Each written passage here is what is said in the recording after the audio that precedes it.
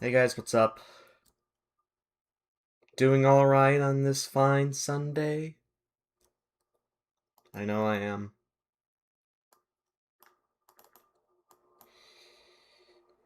Just gonna be doing a trade for my friend Reggie J Workshop.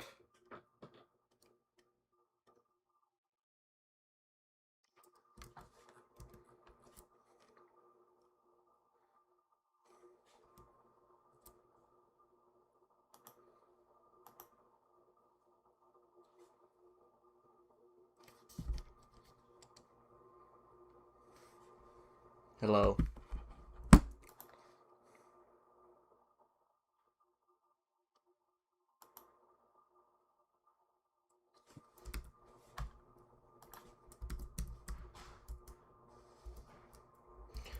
Hey Stinky!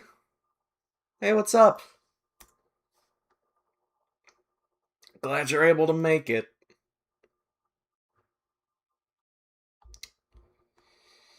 I gotta find the... Where... Where did I keep the reference for him? Where did I keep his reference? Oh, here it is. Yeah. Still job searching, like usual. Wait, you are? Oh, I didn't know that. I'm assuming he's a fan of your characters too? Oh, hi, Venice, what's up? You're just in time.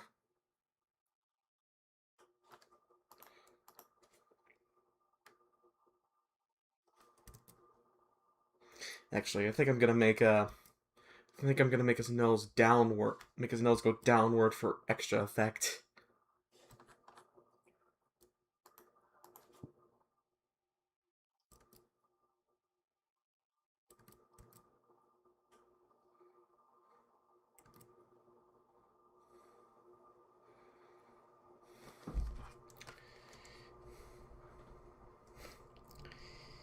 Yeah, this is a trade I'm doing for Reggie J Workshop. Hello, Drew. I was just getting 70 and I noticed the stream. Aw, I'm glad you remembered. Oh, so he is. Nice. What's up, Matthew? Um,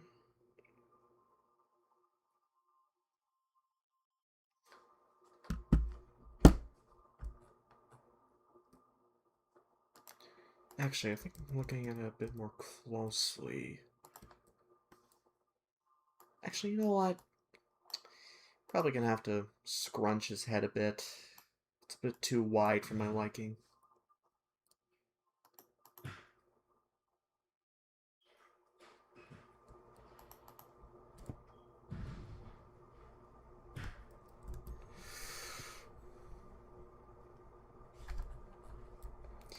Yeah, this is more like it.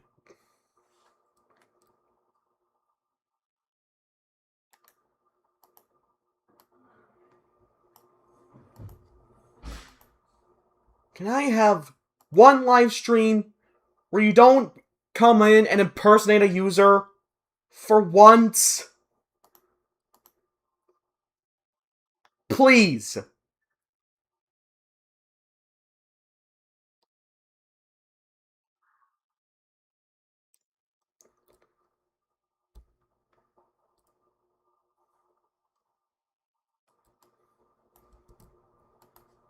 Like, I'm sick to death of seeing it.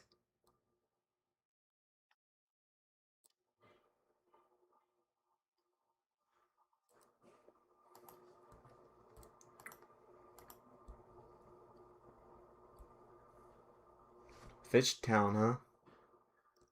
Oh, nice.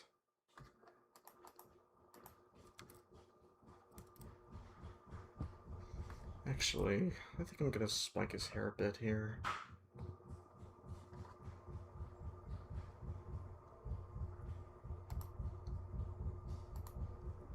Thank you, Stinky.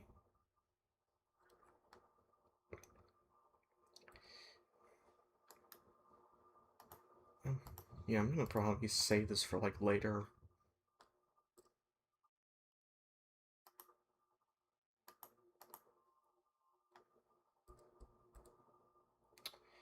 Tell me about it.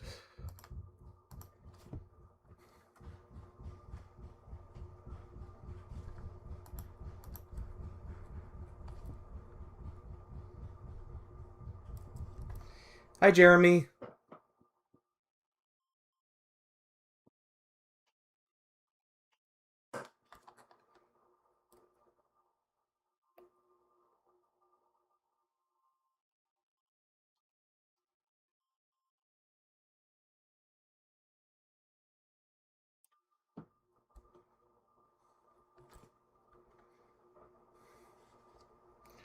I watched Telephone last night with King.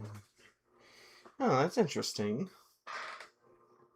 Yes, we all know it's the end of May.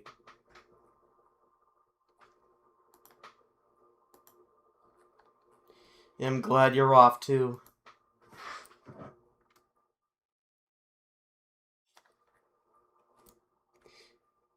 Why, is it gonna be your birthday or something?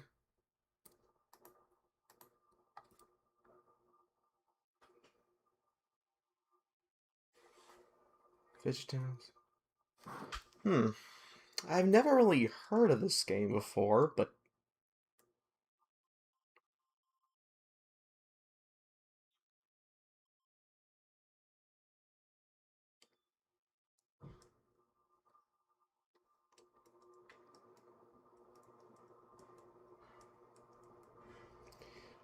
Time sure is going by fast. Yes, it is.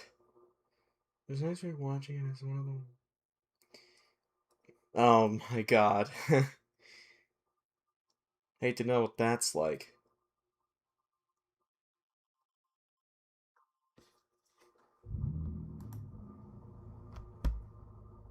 Yeah, I'm pinning that. I'm pinning that shit. Actually, you know what? I think I'm gonna make it like a new channel rule. Like a new live stream rule at some point.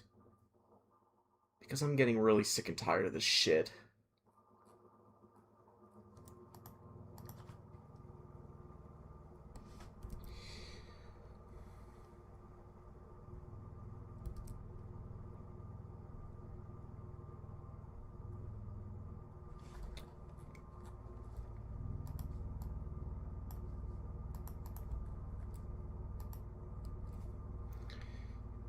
Android?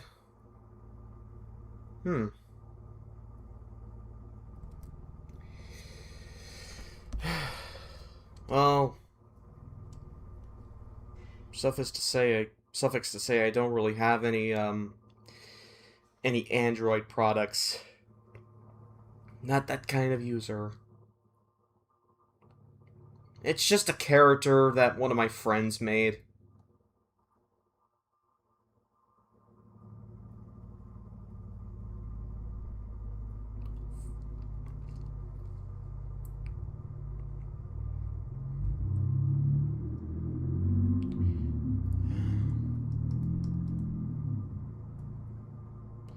Though I do like lycanthropy was treated as a disease in that episode.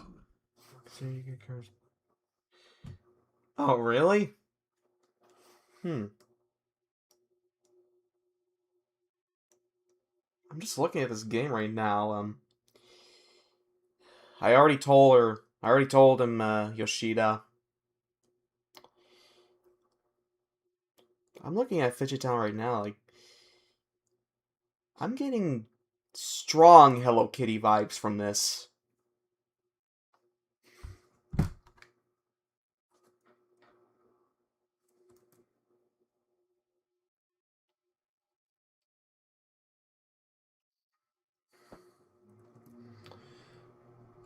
Oh.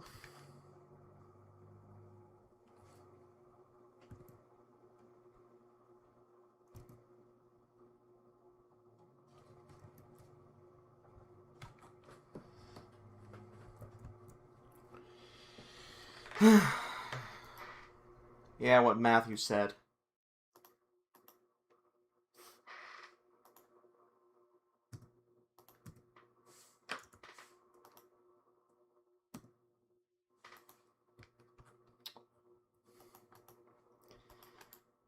When have I ever... When have I... Like, when have I ever compared Fidget Town to Hello Kitty in a bad way?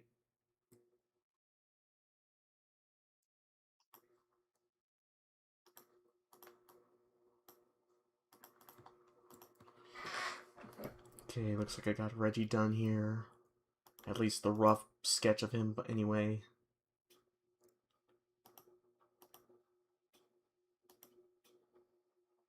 Let's see here.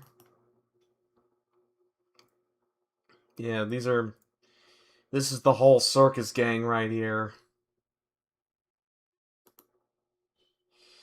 And in this picture, yeah, for this half of the trade, he wanted me to, draw this guy right here, Rory. Yeah, the thing with him is, he's a fire eater, and every so often, he just gets those fiery burps.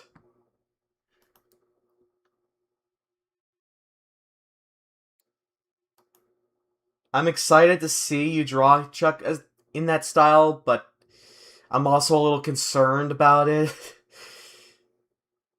I'm also a little worried because I'm kind of afraid it'll turn out to be cursed. But that's just my opinion. That's just how I see things, anyway.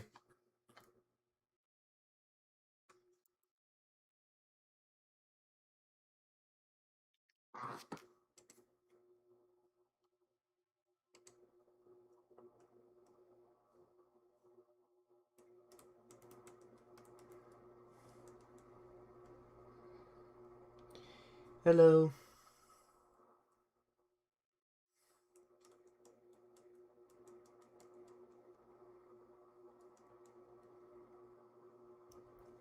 Oh, hi, Brandon!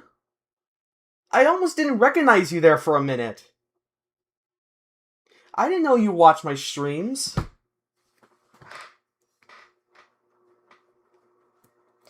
It's so glad to have you here.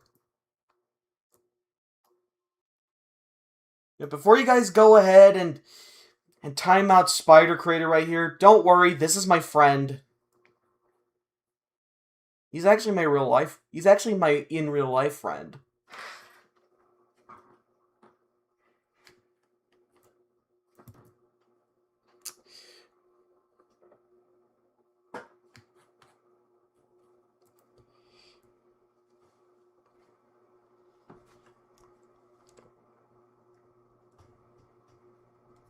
Let's see. Six. Also. Oh, that's nice. Yeah, I saw the announcement that the studio now has its own Instagram. For now, I'm just gonna set this default to angered since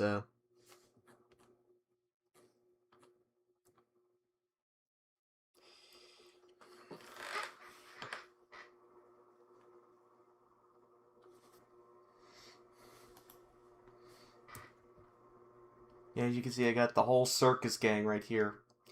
Got the big boy right here, the star of the show, Horatio. We got Flopsy right here, the funniest clown. We got the ringleader, P.T. Cheesy. We got the goose duo right here, Goose and Gander. Let me just get his name in there better. Here we go. Yeah, they're kind of like the Pip and Pop of my series, if any of you guys are familiar with Bear in the Big Blue House. Salty right here, he's the horn player. He's like the major horn player, and he's all bubbly and energetic, just like regular sea lions. And Teeny right here is a nervous wreck. Despite the fact that he has a huge... Yeah, what's funny is that he has a huge fear of mice. And he's working for this guy. What am I drawing right now? Oh, I'm just doing a trade for one of my friends. Hello, Ian. Yep. Glad you like these two. Let me just get the camera to focus on this guy right here so that I can have a clear reference.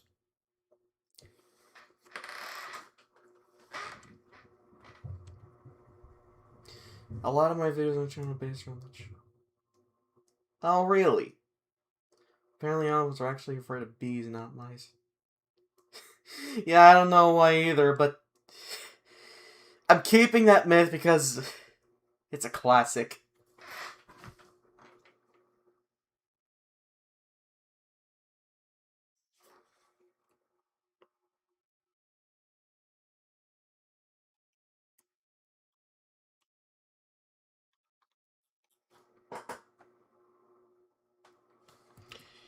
Actually, let me just get this up here so that you can see the brows better. I literally just said these two are geese. Like, why do you think these guys right here are literally named Goose and Gander?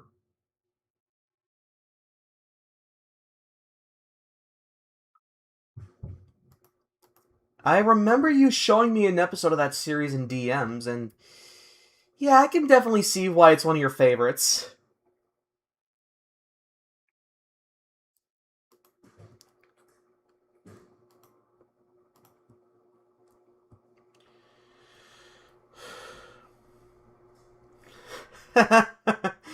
Oh, oh, stinky. Oh.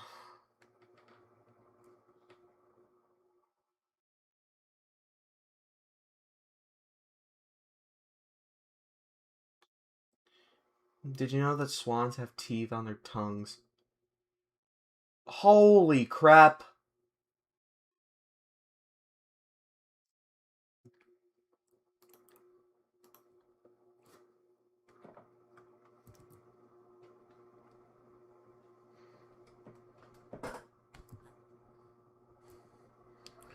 Let me just get this mane in there.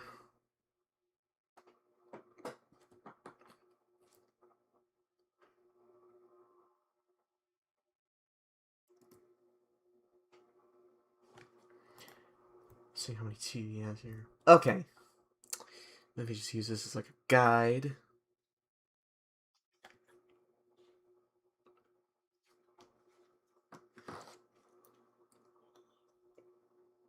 Swan, teeth, tongue. That is freaky. Like, that is just... It's almost horror movie levels of freaky.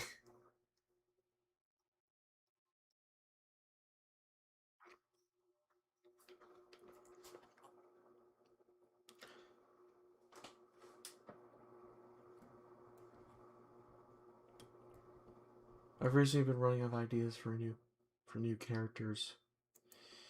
I'm sure you'll find your muse here. Rudeness will not be tolerated in this stream. Yep, you said it. Let me just get this up here.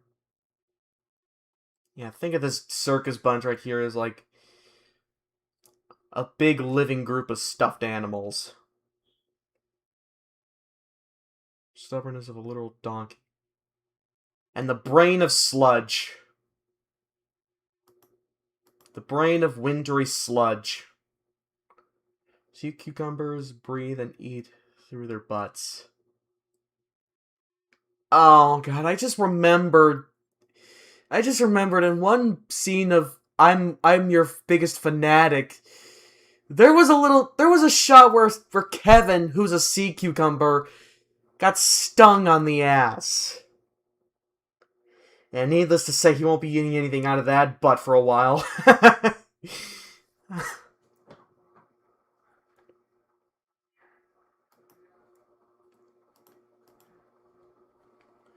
me just get this big hat up here.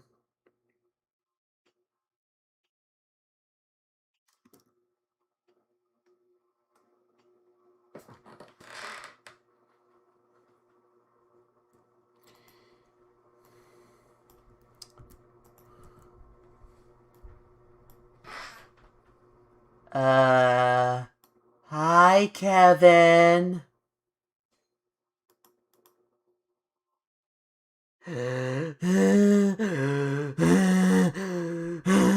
Hi, Kevin. I'm your biggest fan. What's even worse about Kevin? Technically, the thing on his head is his butthole. Oh! Ah, shit. Jesus. Jeez, Steven Hillenburg really knew what he was doing.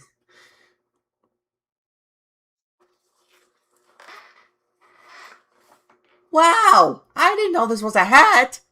It wasn't. That's just brutal.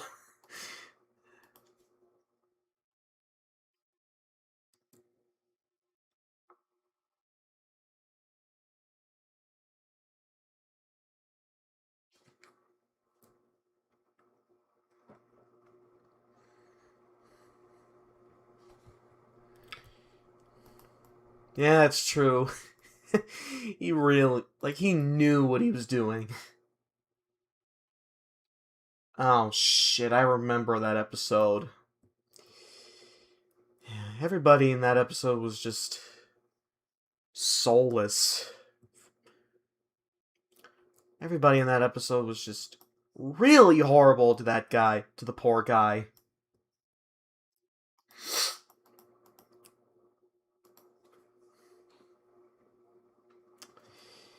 Apparently, National No SpongeBob Day lasts for several weeks. Yes, she does mean that.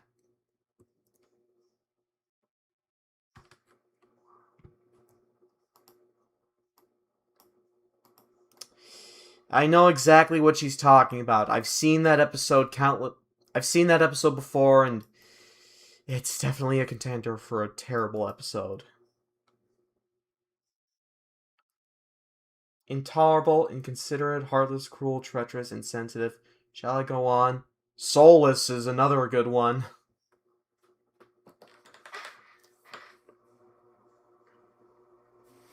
Someone celebrate.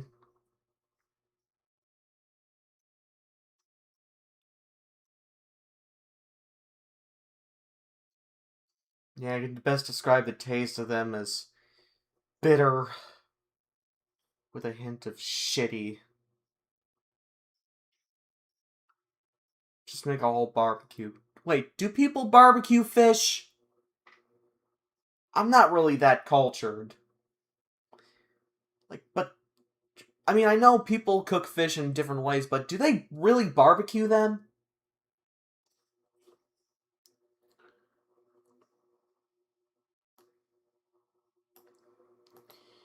Actually, you know what? I think I'm gonna make him a bit smaller here. If you had walleye, it's really good. No, but I'll have to see what it's like. No, I haven't had it.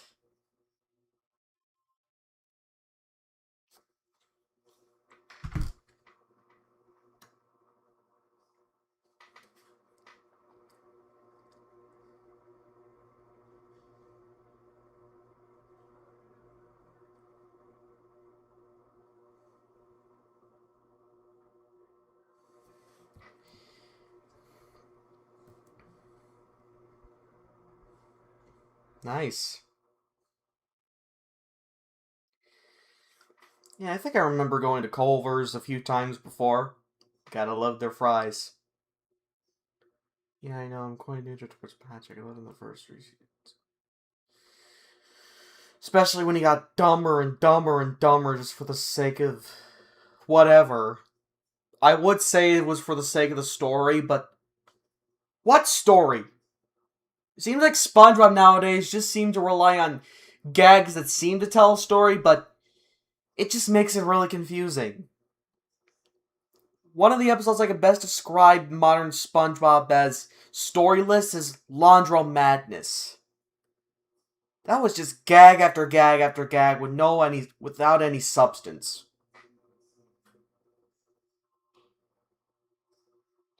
Those cheese curds are to die for, and they're frozen custard. I might have to try that out sometime. He feels like a total bully with rather than a genuine best friend. Yeah.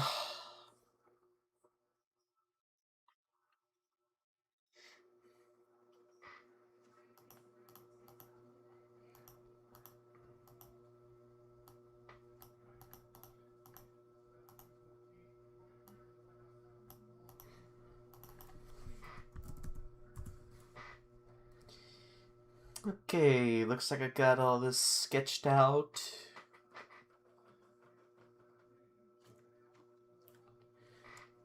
Our nose Pickwick bag has the same composers. Wonders. Huh. I guess some people on that show might have some.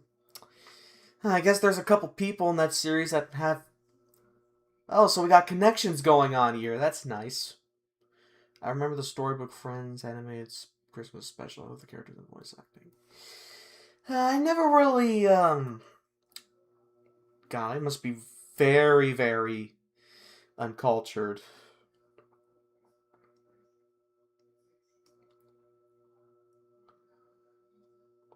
The Christmas magic.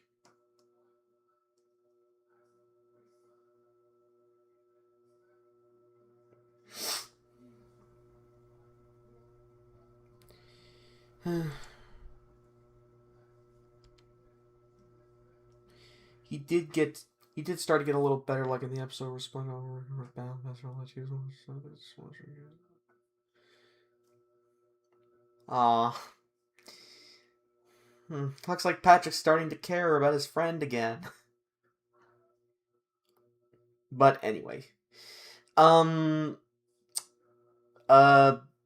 if you want context for what this trade if you want context for the trade here, he told Reggie wanted me to draw his character Manny acting like a lion tamer to and then well he's stuck in only for Rory to only for him to stick his mouth inside of Rory and he burns him with flames shooting out of his mouth.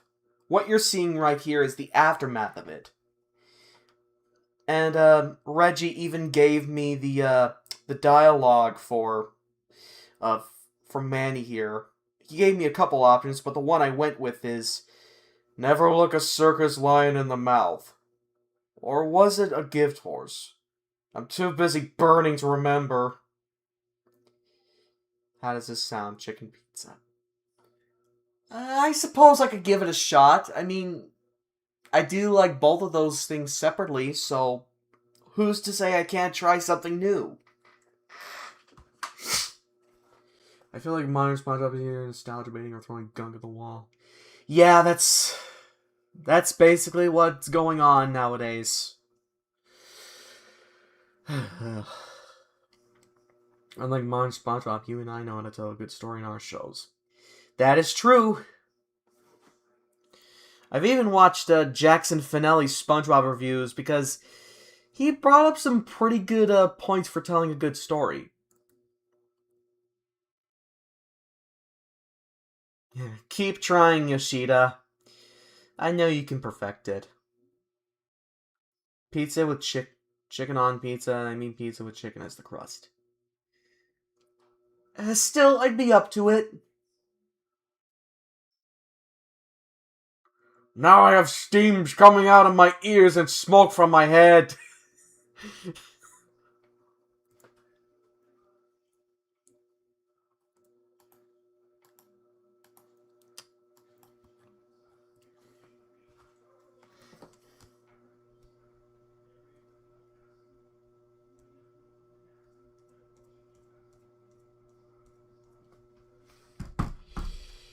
Okay, John, trying to get this side of the way.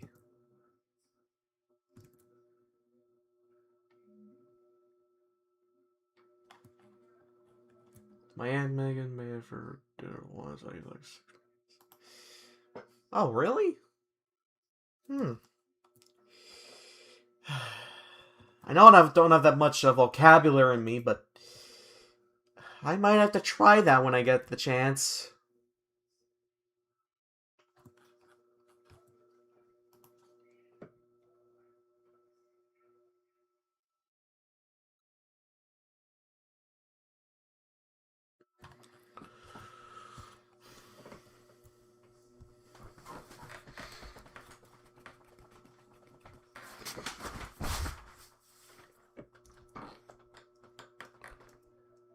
Hi, Reg. You made it just in time. Check it out, dude. Yeah, that's right, I'm doing your trade. The thing is, I noticed that the chicken was green for some reason. Oh! Oh, it's spinach! I see now. I don't know if I really had any spinach. I mean, I have had a Brussels sprout here or there, but not really that much spinach. Yeah, he's gotten crispy from the burn. Yeah.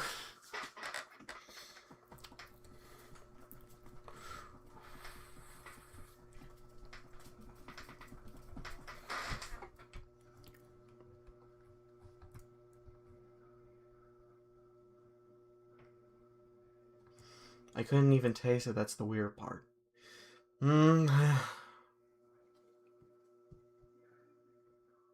Yep. Yeah, sometimes some foods can be very well hidden.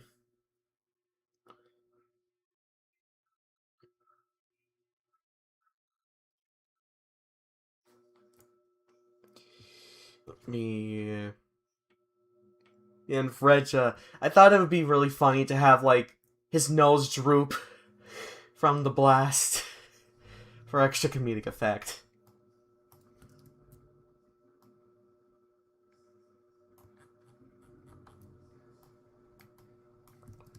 Actually,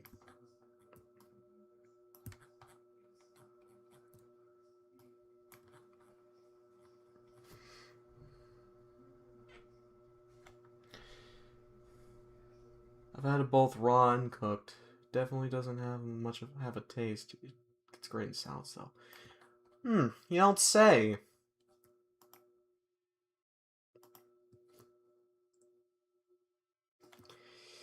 Yeah.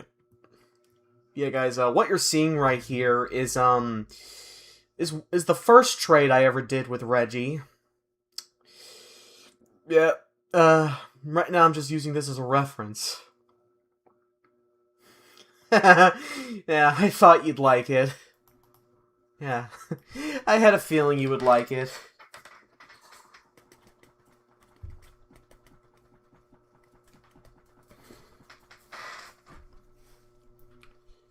Yeah. Admittedly, I've only seen one episode of The Amazing Digital Circus, and that was from a watch together I had with Kitten and Venice in here. But other than that, I generally don't have any interest. I could see why it's so popular, but truth be told, I'm just not really that much of a fan. Thank you, Matthew. Yep. He just gets the worst luck when he's in the circus ring. Like, you should see, you should have seen the trade that Reg did, where he had, where he had my big pachyderms, Teeny and Horatio on the tightrope, and he's just he's just standing right below them and looking up as if he was gonna get crushed, and yeah. It was fun drawing Horatio and Teeny in my half. They're so adorable. Aww. Aw. I'm really glad you loved it. Yeah, we should try doing this.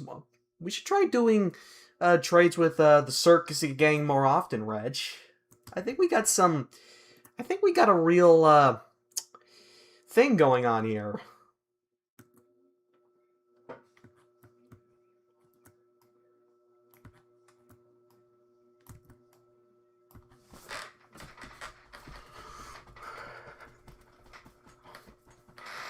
That's one of my favorite names, Horatio. Mine too.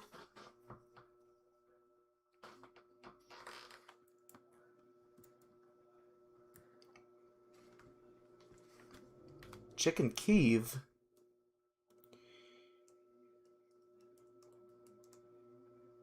Wait a second. Oh, it's a chicken fillet dish. Pounded and rolled around cold, seasoned with butter off the whip.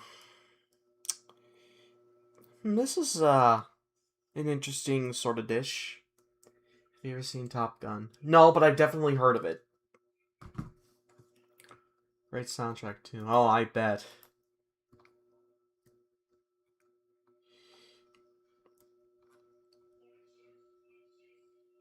Actually, you know what? I got a better idea.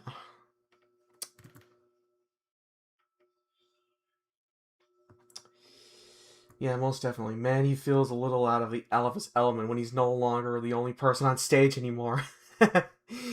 No, he most certainly isn't. I remember Brendan and I did an art trade. I was tasked with drawing alligator.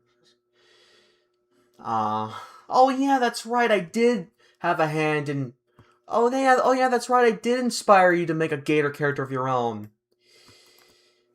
I still love him, dude. He's a really cool gator, that.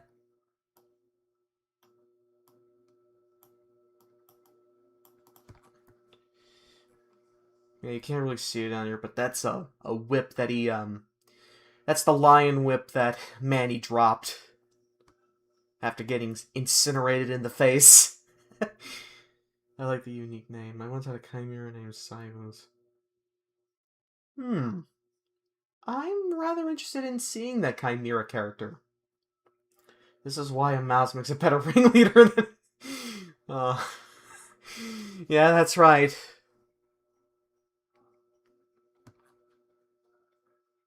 I mean, you inspired me to make Trixie. Yeah, that's right. Yeah, that's right. We did co-create Trixie.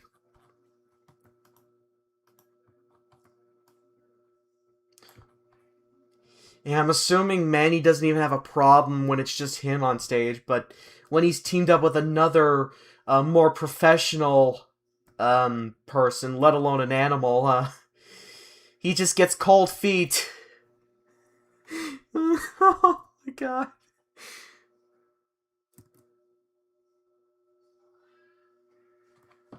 I've only seen parts of it.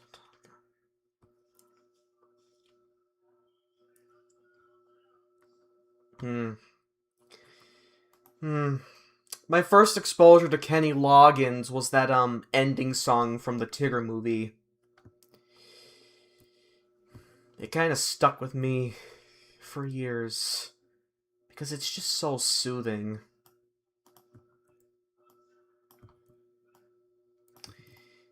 And I think I even have it on VHS. Thanks to my friend Nasser. Me and my IRL friend co-created Randy for a school project. Oh, really? Yeah. She's honestly a fun character. She's as sweet as the tree she makes. She's more than capable of beating someone's backside and then handing it back to them. Yeah. She definitely gets her guns out on Reg. He tends to provoke her quite a bit. Maybe we can do a trade. Yeah, I would be I wouldn't mind doing a trade with you, Ian.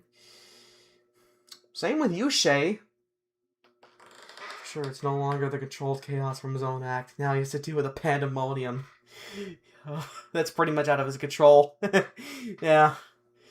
Needless to say, he's pretty inexperienced with zany and over-the-top anthropomorphic animals. I remember the Kenny Loggins song. I also love Dangerous. Interesting. You'd think he'd leave her alone, but nope.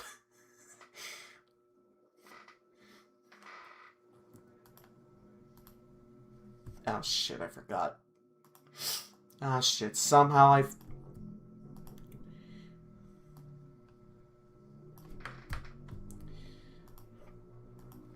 To tell you the truth, I haven't like...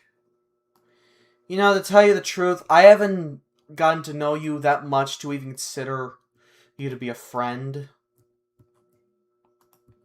Oh shit, I almost screwed up Manny's design. See, I had, in my mind, I had him with like a tie, but Now that I look closer, he's actually wearing a bow tie here. Yeah, I'll have to agree with you on that. The Tigger movie is, it's quite the experience. I still remember that opening scene.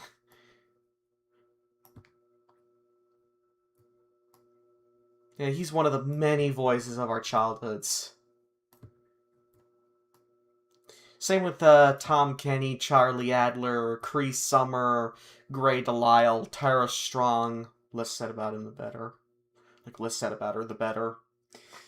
And a bunch of other people. Ha! You don't scare me, Girly. Next thing you know... Ha! You don't scare me, Girly. Like, literally, we jump cut the next scene. He's all black and blue, bruised and black-eyed. And he has this whimpering cry like...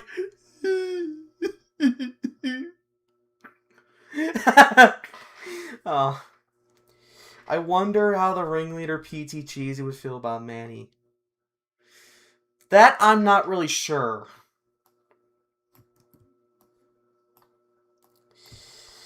But I can tell you this. He would have a field day with him.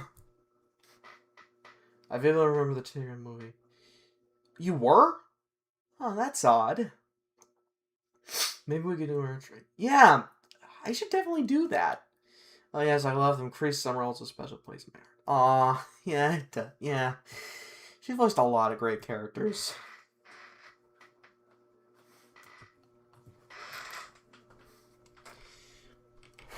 Yep. I grew up with Jim Cummings as Tigger, though I've seen a couple episodes of The New Adventures of Winnie the Pooh, as well as the movie it came from, as well as the movie the series spun off from, where Paul Winchell does a really great job with Tigger. You know what's you know what I like best to like you know what's weird about the thing you said earlier, Matthew? Clifford was actually my You want to know what's weird about what you said earlier, Matthew? Clifford was actually my first exposure to Cree Summer. A couple other voice actors in there as well. Got me introduced to a handful of actors and actresses. Not just her, but also John Ritter, Kel Mitchell, Gray Delisle, Cam Clark. Let's see. Oh yeah, Edie McClurg. That's another great actress. Yeah, Kat Susie, of course. And, Gary Leroy Gray.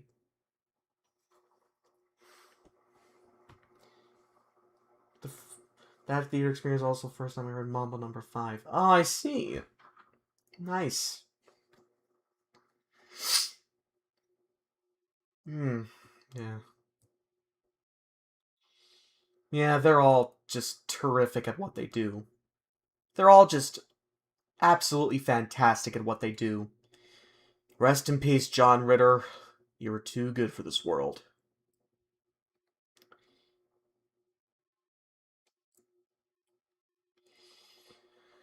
Yep.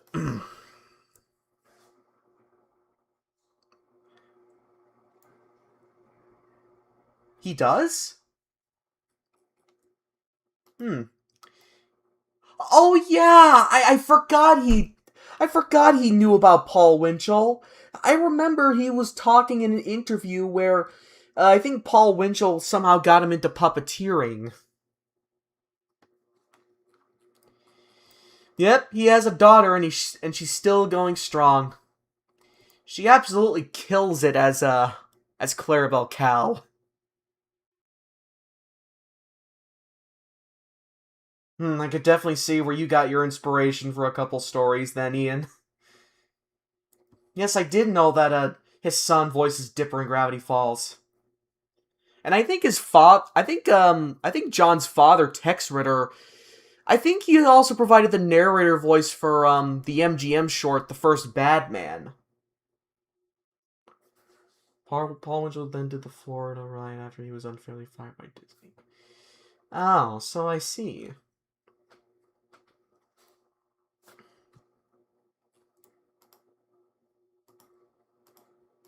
Let me just get this in here.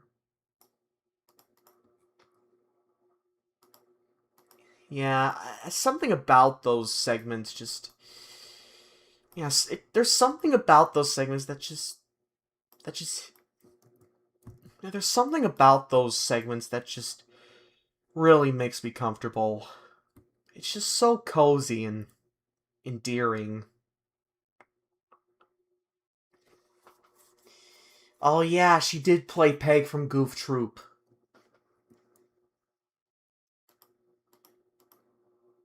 Um...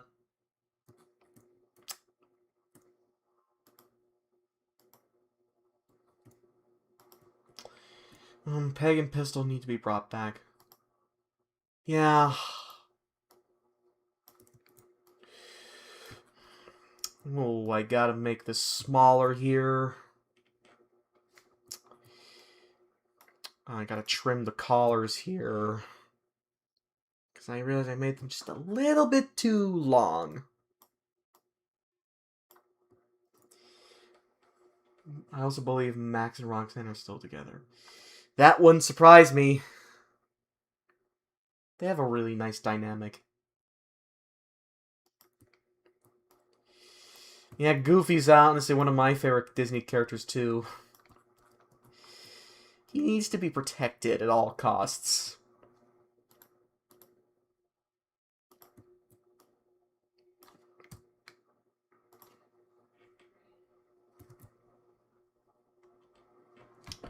There we go. Now it's starting to get together.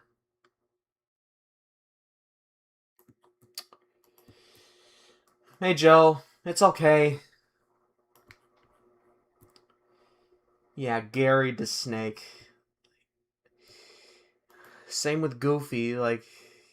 He's a baby that needs to be protected at all costs. He's just a real sweetheart. He's such a great friend, too.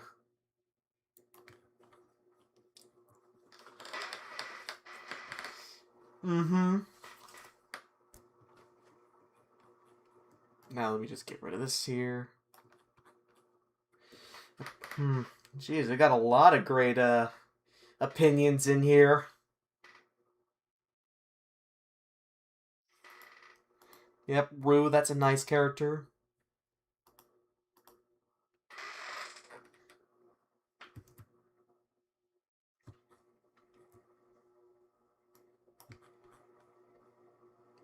Yes, he is cute. Oh. Damn it.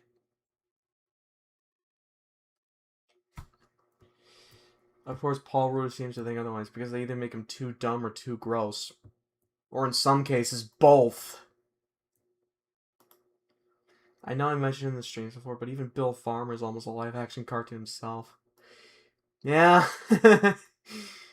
Yeah. Side note, I still remember when when the Paul Ruda shorts were first uploaded to YouTube. Like, I was at my disability school when I first saw them, and it got me intrigued.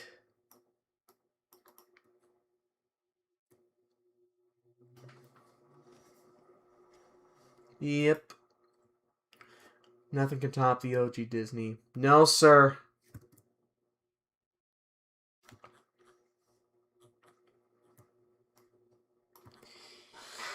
Okay, I think I got the inking done on Manny here. Live action Mulan. Honestly, any modern remake from Disney nowadays is almost destined to fail. Like, any remake that Disney makes nowadays is just destined to fail. Like, they're already making a live action Moana, even though even though the original movie isn't even that old. Like, why?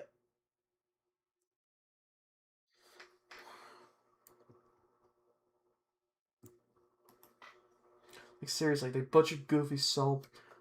Goofy was butchered so bad in those cartoons. Of course, there's some good cartoons of his, like Potato Line for the most part. Yeah, they did butcher him so fucking bad. And again, you don't... A lot of you guys don't know this, but...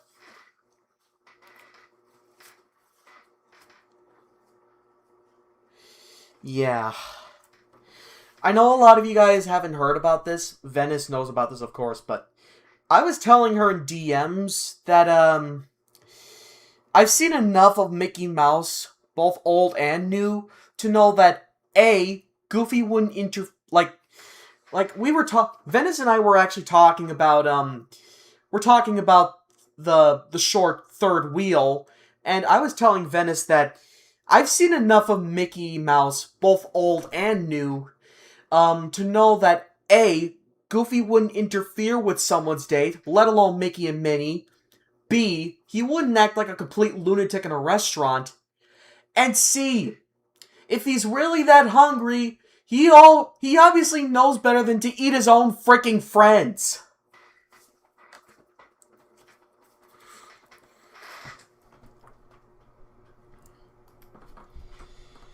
I'm telling you, like, the way they butchered Goofy in those shorts was just very tragic.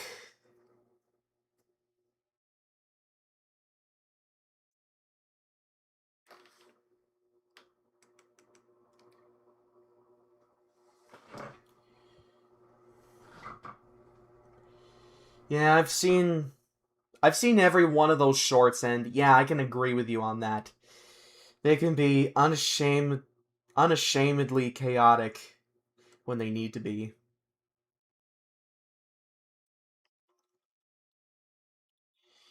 He really does deserve better. I hated that episode. They just made him act like a rabid dog for no flipping reason. Granted, he is a dog, but he's still normal enough to act like a beast. That is true. And I think I remember you telling me in DMs as well that in the House and Mouse episode, Max's embarrassing date, Max got like embarrassed about... Max was worried that his dad was gonna ruin it for him, only for everybody else to interfere with it. And Goofy, despite the fact that he was worried about him the entire episode, never once tinkered with his date. Because he loves his son and he respects people's boundaries.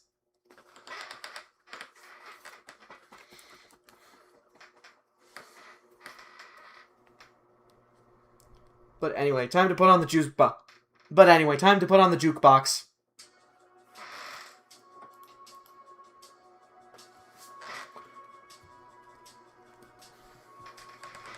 I remember Paul Rose sure they swapped minds. Oh yeah, I remember that. I remember that short. It was a 7-minute one, actually. Yeah, I remember. They all swapped bodies and they lived each other's lives.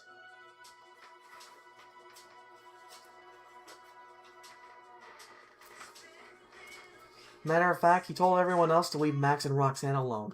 Yeah, that's right. That's the real Goofy right there. A remake with the Black Cauldron is the only one I'd be genuinely interested in seeing. Uh-huh. It'd probably be the only good remake Disney would even consider making nowadays.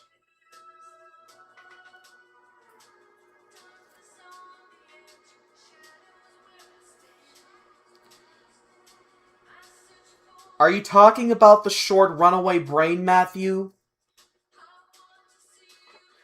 Because if you're talking about a Mickey Mouse, quote, movie that scared you so bad, Runaway Brain is probably what you're thinking of.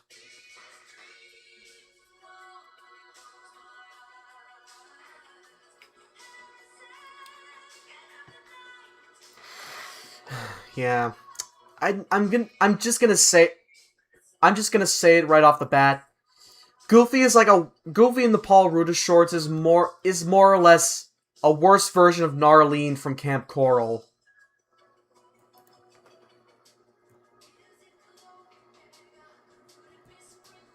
On topic with House and Mouse, I kind of wish the Valentine's Day episode incorporated with Goofy's deceased wife in the plot. Yeah. I mean, I'm sure nobody in the crew even, like, knew about Goofy's deceased wife or something like that, but I mean, I know they were running on like a tight deadline, but yeah, it would have been at least something. It would have been at least a little bit more special if they delved deep into his deceased wife, which is probably why he gets upset every Valentine's Day.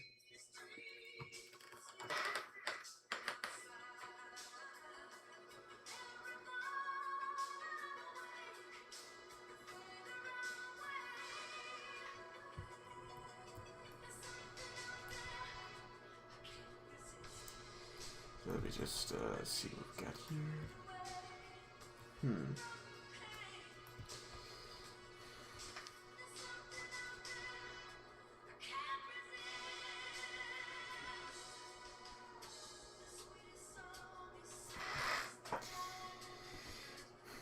Yeah, he spent the entire plot.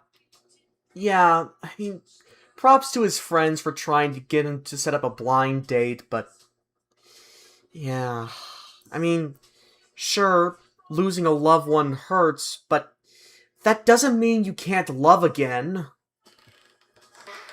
I know the plot is Goofy feeling lonely on Valentine's Day, but another part of that... Yeah, that's exactly what I was talking about. Like, yeah, that's kind of what I was talking about. I mean, yeah. He was afraid to find someone else out of fear for moving on from her. Yeah. I could see where Goofy's coming from.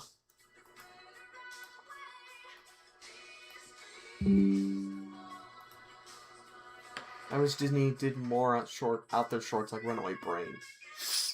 Yeah, as far as I'm concerned, that short is very hard to find nowadays. I'm not sure if Disney's like trying to bury it or whatever, but all I know is they're trying to hide it.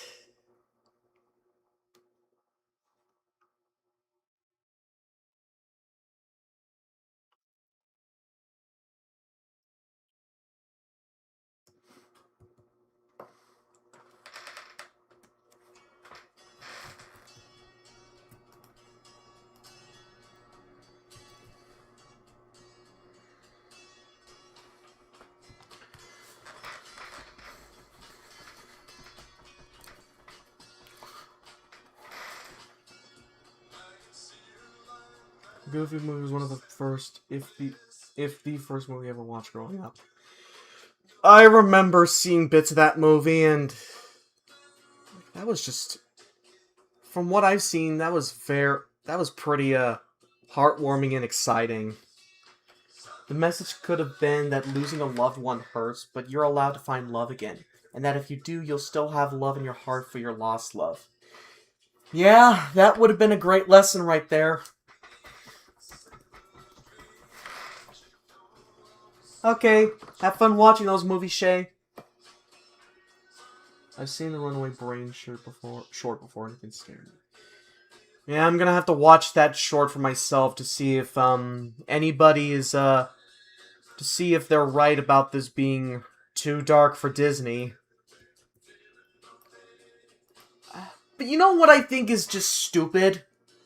The fact that Disney themselves are trying to hide us. You know what I find stupid about that, though?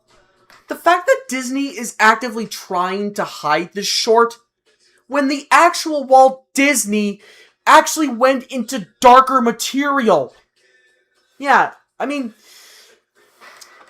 sure, Disney honestly tried to keep their, like, honestly, now, Disney nowadays is trying to keep themselves squeaky clean, but the actual Walt Disney went into much darker territory than that.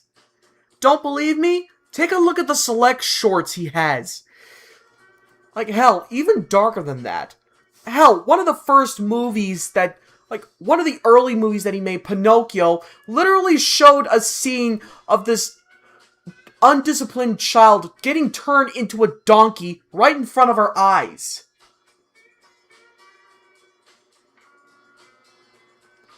So, yeah, Disney is not shy of showing dark material, as long as it has a purpose.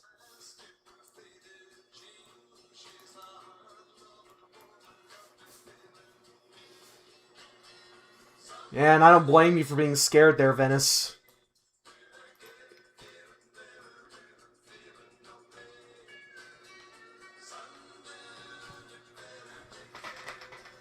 Oh yeah, old school Disney shorts can get very dark at times. Pluto's Judgment Day comes to mind. Yeah, I remember. I think I remember seeing that short vividly. Yeah, they locked it up in the Disney vault.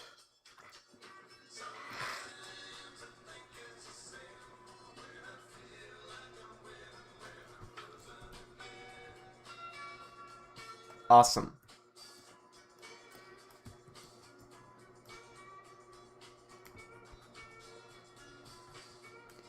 Yeah. You know what's worse about that Pleasure Island scene? The coachman got away with it. Yeah. He made boys his slave. Yeah, he recruited boys to be slaves.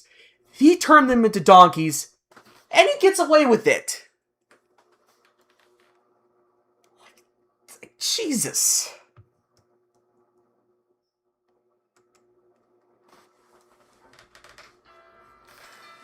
I remember this one. Yeah, that's right. I remember that short. She just couldn't live without her. She just couldn't live without Donald. Because of his beautiful singing voice. Yeah, honestly, he should have gotten at least punished for that. I was 15 when I got over that scene. That was years of my life that I spent traumatized by Lampwick. Mm-hmm. I honestly thought Pleasure Island itself was a cursed place.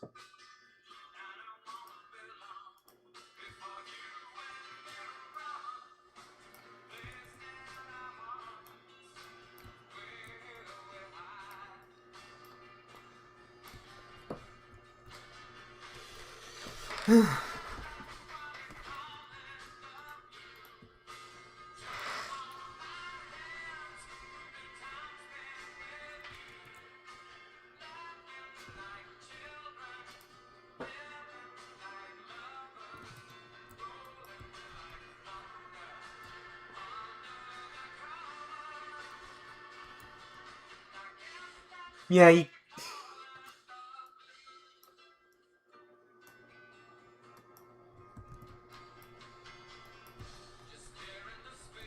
you could see right here. This.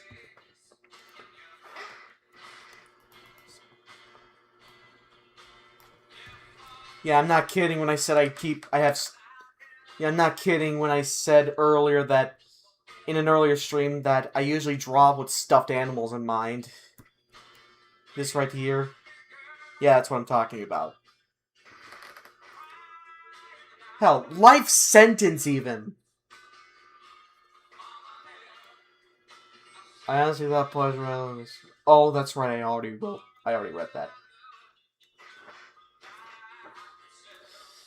I mean, yeah. I agree, Joe. Like, they own, like, a lot of their... They own, like, several different movies. They made several different movies, so... It wouldn't hurt to at least go back and watch them before realizing, oh wait, we've been dark before, we can certainly do it again.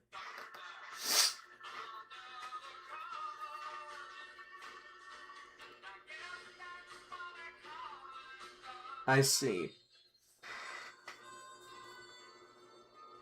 If I remember in the commentary for that episode, I think Phil or Mike said something like, I wonder what it's like to be... I wonder what it would be like if my torture method was tickling or something like that. Good God, the coachman. I remember reading an old fanfic where he does end up getting punished. It was an alternate retelling where Lampwick was the main character. Yeah, I think that would have been a much better ending than what we got here. No way. It's anything but pleasant. Yeah, Pleasure Island. It's anything but.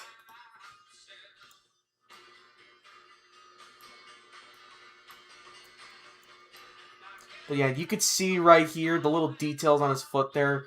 I wasn't kidding in an earlier stream when I said I usually keep stuffed animals in mind whenever I draw my characters.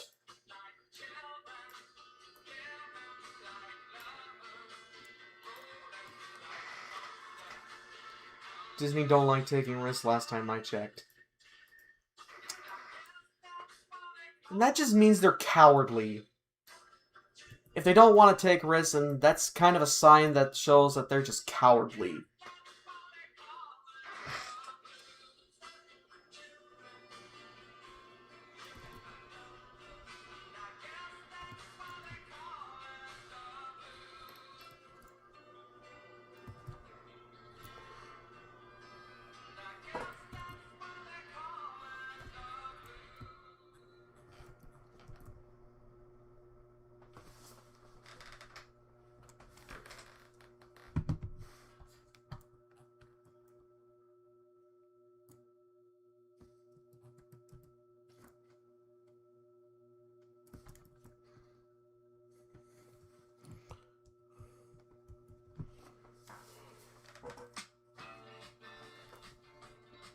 I mean, I could definitely see that, considering he takes children, literally strips from their humanity and sells them.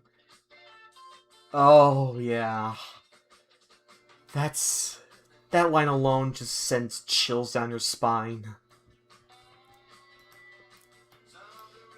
I used to watch Elmo and Grouch Line all the time. Thought it was a really nice movie.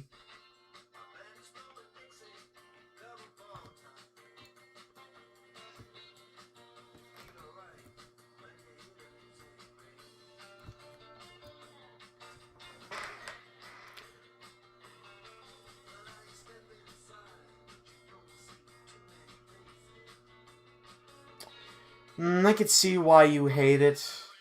I can understand why you're not really a fan of it.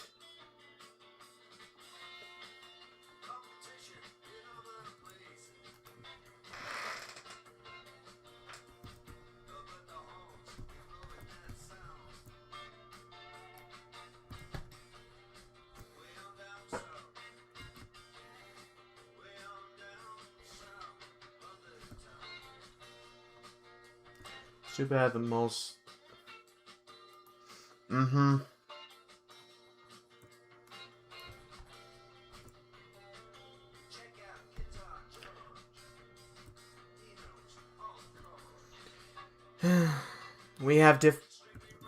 We gain different tastes when we get older.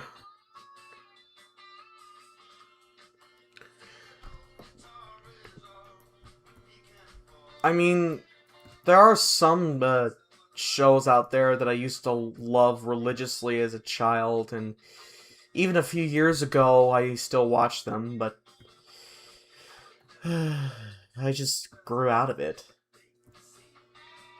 Yeah, I remember one episode of House and Mouse where Goofy was criticized for being too goofy and drove him to tears. I was extremely angry by that episode. Oh. Jesus, like...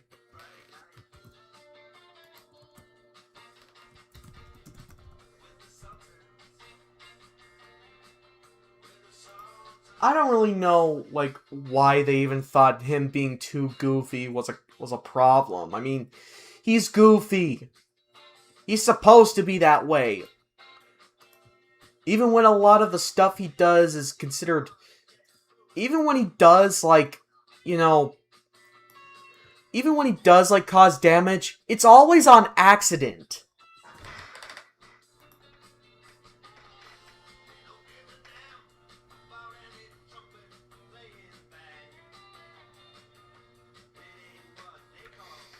I remember... Oh, yeah, I see... Yeah, I think it would have been funny if he got turned into a donkey himself to show how much of an ass he is.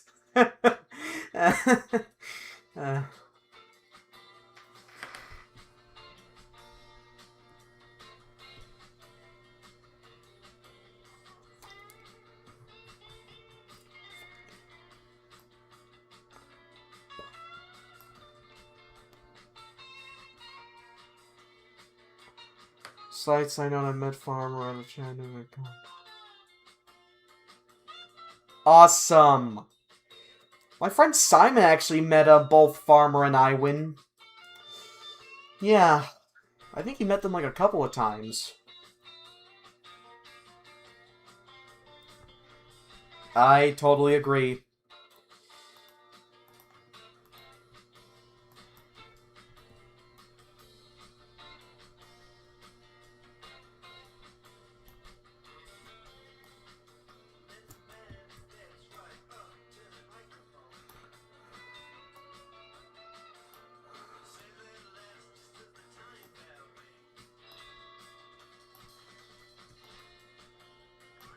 They actually had Jose come in and teach him manners, but he did it so well that he wasn't anything like he used to be. Oh, jeez.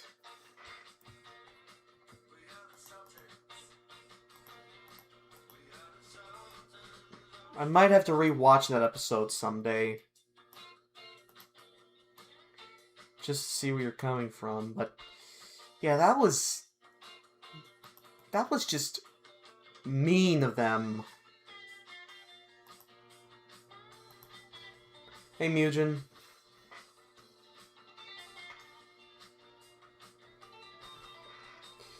Yeah, getting mad at Goofy at all because of his personality is just a pathetic excuse to hate him. Yeah. That's just mean.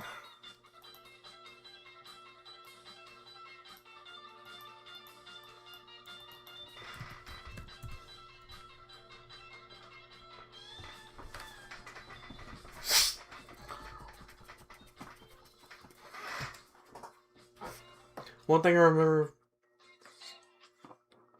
Thankfully, they managed to get him back to normal by apologizing to him and saying how much they missed the real him.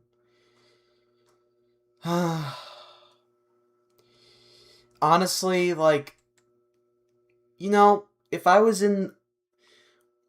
witnessing that inside the episode itself, if I was among Mickey and the gang who apologized to him, I'd still be pretty upset with how they treated him.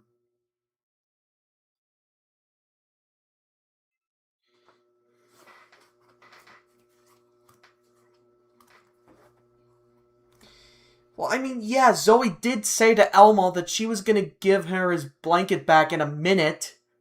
She didn't say anything that she was... Like, she didn't say she wasn't gonna give it back to him at all.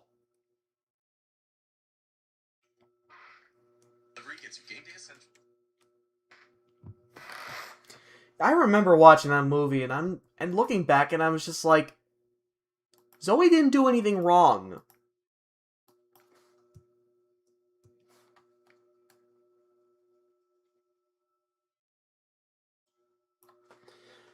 Me too. I mean, I'd be like, he may forgive you, but I don't.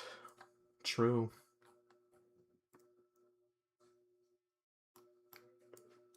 And I've heard of the show Mad. It's like a kiddie version of Robot Chicken from what I've seen. I also mentioned it before, but a good handful of the writers actually went on to do Teen Titans Go. Like, the early seasons anyway.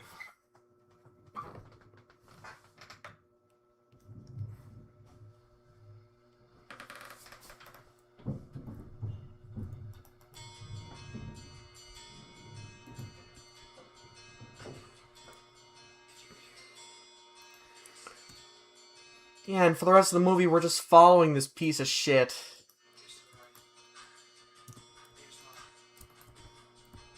It's been years since I've seen Grouchland. Mm-hmm.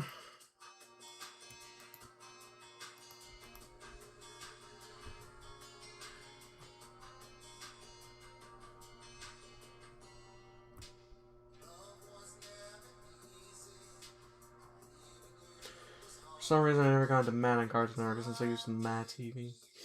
Oh yeah, I remember watching a few skits from that show. Like, even today, there's still a laugh riot. Honestly, the first season had promise to it, but then it got worse and worse and worse. Yeah, I don't think even the haters even care that much about Teen Titans Go anymore. I mean, not from the hype it had last time, but when you look at the show now, you just see a show bullying people for no reason. I mean, I understand it back then because a good amount of people actually did hate it when it was first on. But I don't know what it's like nowadays, but it seems like a lot of people stopped hating on that show because they just stopped caring. And now the show is just bullying the viewers for seemingly no reason.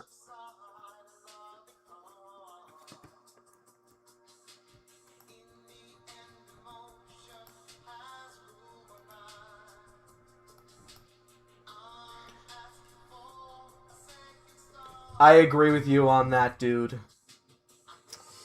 Mad TV is miles funnier than whatever shitty uh, whatever shit Saturday Night Live gives nowadays.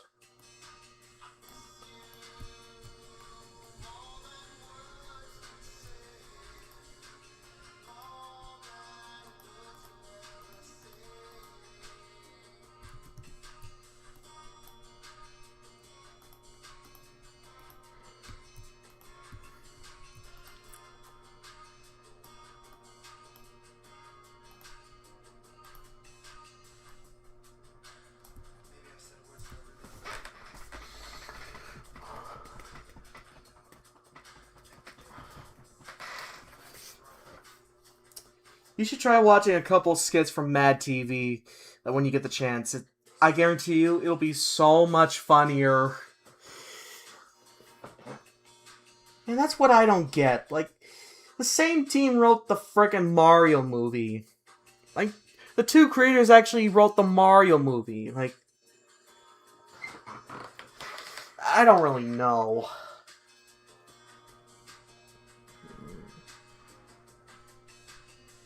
Yeah, true that.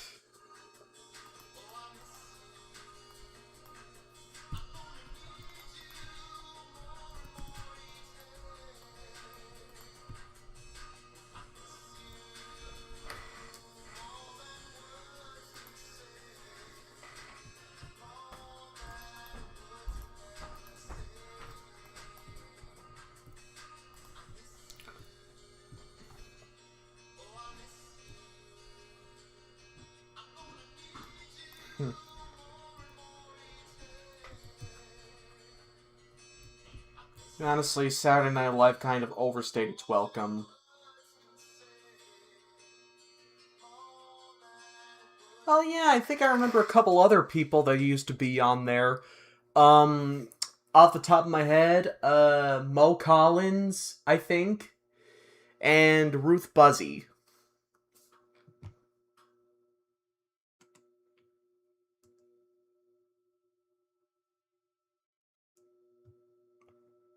Maybe I'm misremembering things.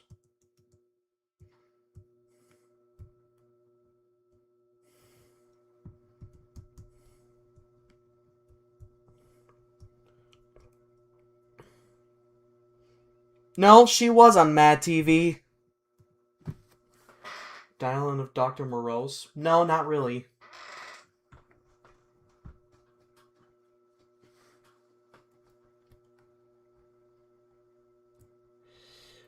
That should be the final episode. That should be the title for the final episode. Good Night Live.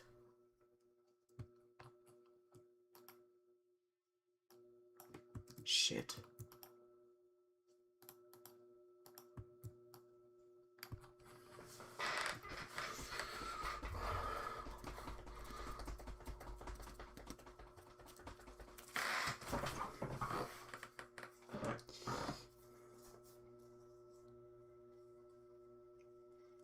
Well, good luck with that, Damien. Side note, I got an ice cream cake for later. First time gonna be trying it.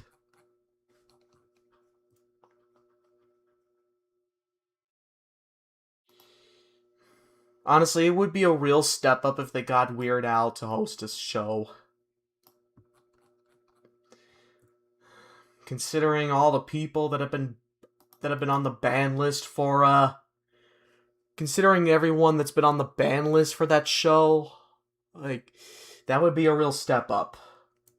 It's this Dr. Seuss horror game where you play as a young man and... Oh. Also, sweet Reg, hope you get to meet him this year.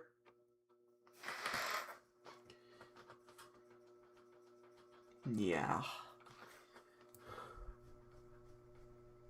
As you can see right here, I got Manny's charred face down.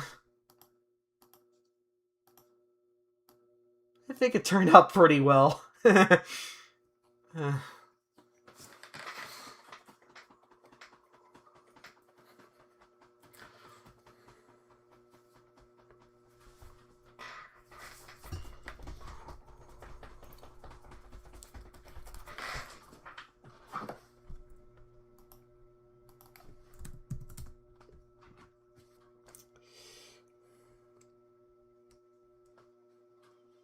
I'm losing everything.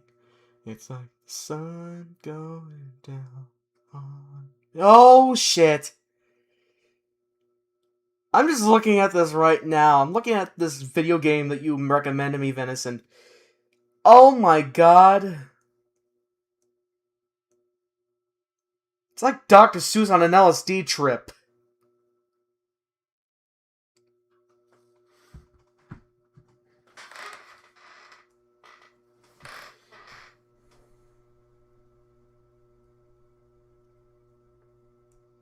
Hmm.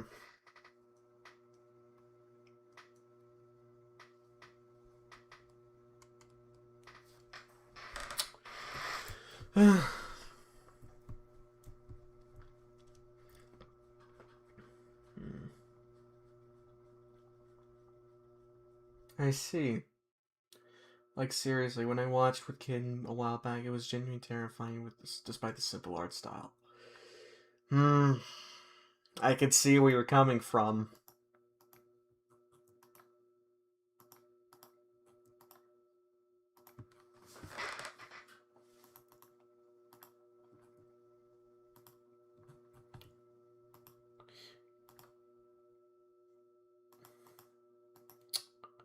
Might have to check that out.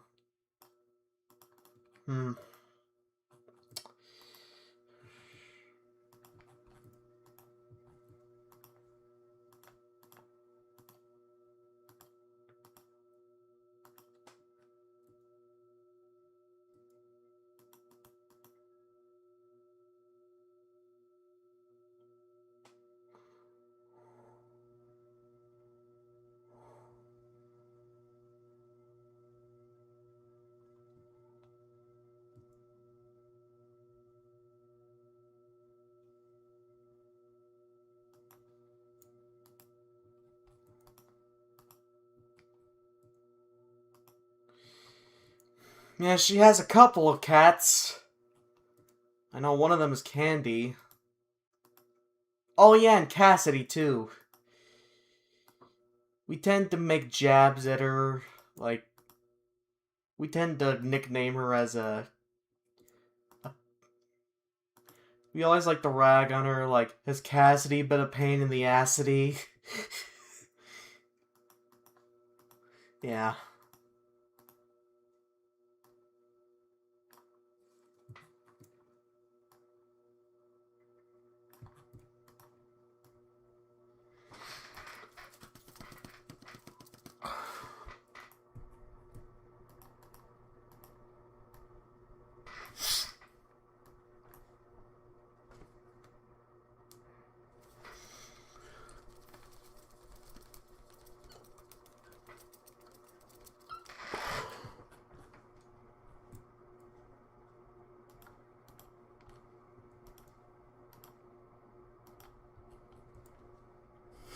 Yeah.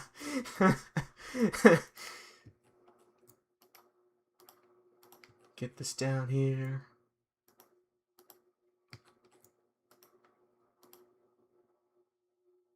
Oh, that's right, his shoes are already white. His shoes are already white. I had a stray cat as a pet at the place I used to live. Aww. Wait, is it Setzer or Seltzer?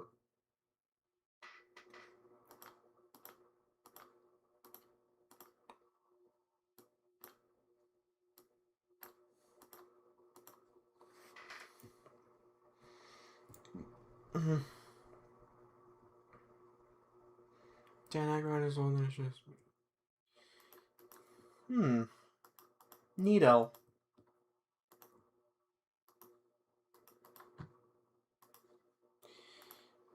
I think I know what to do here.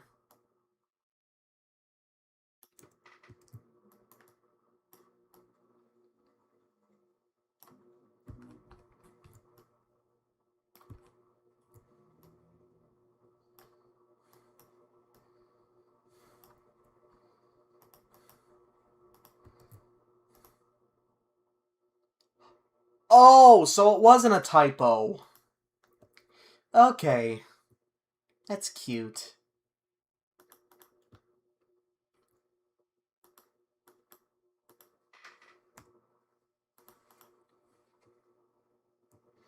You know that cat bunnies can purr? Yes, I did know that.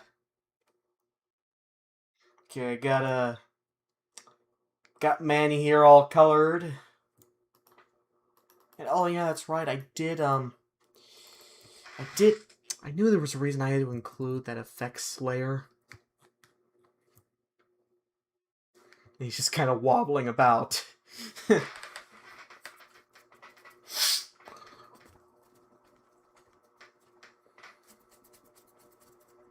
Yes, they are. Yeah, they are.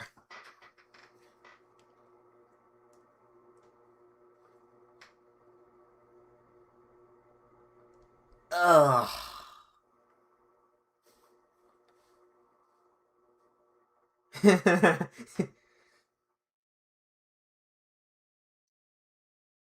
Your boyfriend cat.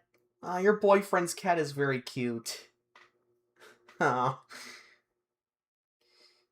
Oh, and her name is Tiger. Oh, that's adorable.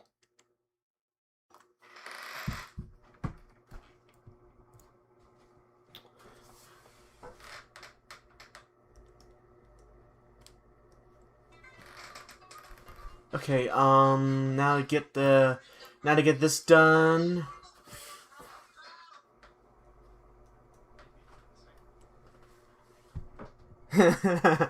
Hell.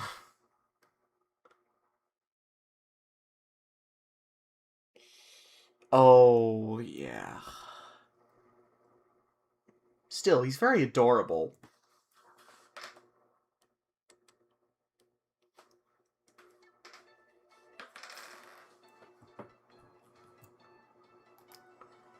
Maybe they're talking about the tunes as driving caskets. Dana Carvey. I think I've heard of him. I know he was in that god-awful Master of Disguise movie. And I think he also played, one of Cosmo's brothers in the 00 Schnozmo. Cassie's very good for the most part. She'll sleep with me sometimes, and she even comforted me when I cried before. Aw, that's very sweet. He calls him Knucklehead. Oh. Have you noticed those scenes in Larry Boy and the Rumor Weed where Alfred so dark? Yep. It's to set the mood or something.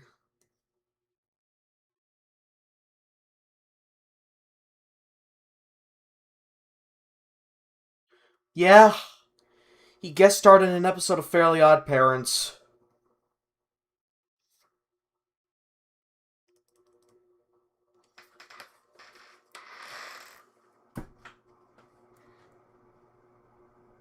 Oh, that's cute.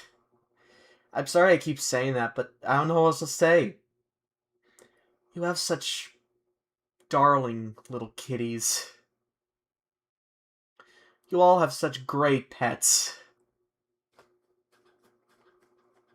She may be a pain in the assity, but she's my pain in the assity. Aww.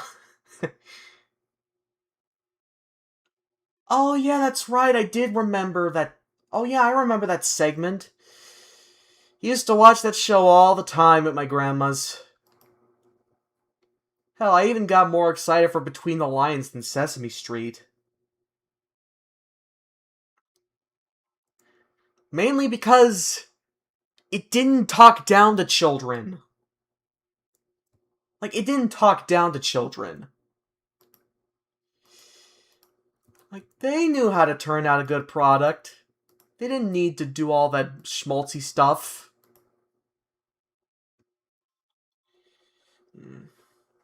Like, seriously, I've raised her since she was a kid, and she's pretty much my baby. Aww.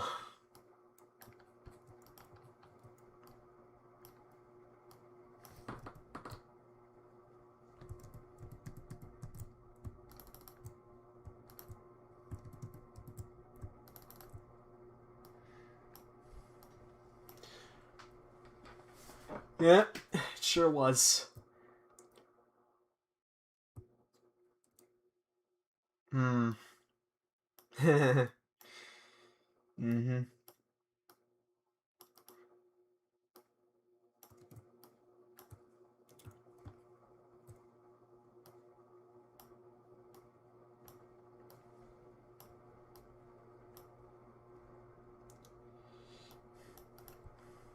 Mm-hmm. That was a great show.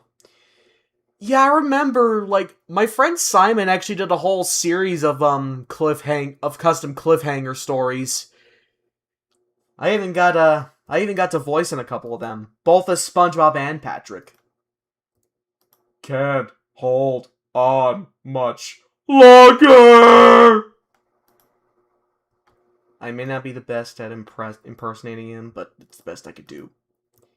And I sound a lot like Joe from Family Guy. I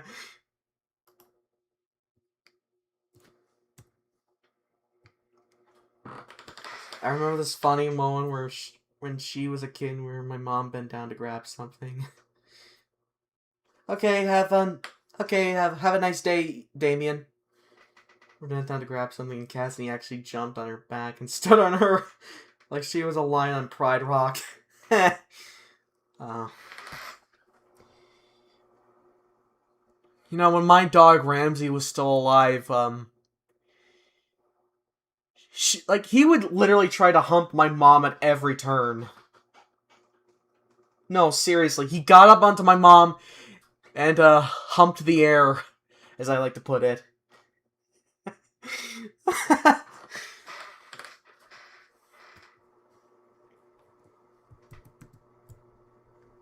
Oh shit, I forgot this part.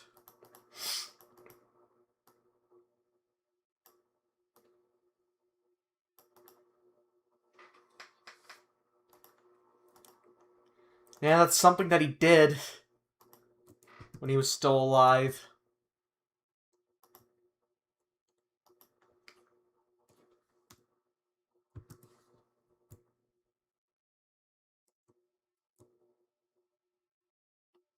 Oh. Oh my god. Guess I'm not the only one who had horny pets then. uh, freaky ass felines. For sure.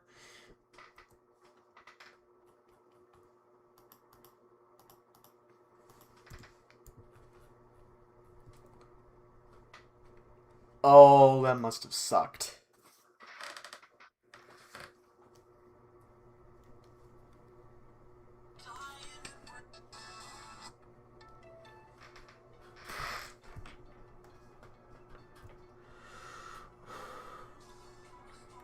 Oh, nice. Hope you have fun at that concert.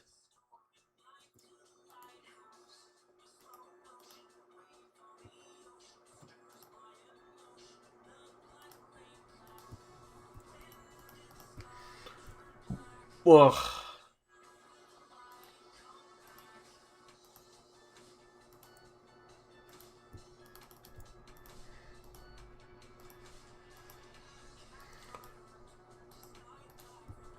That's his, undershirt right there.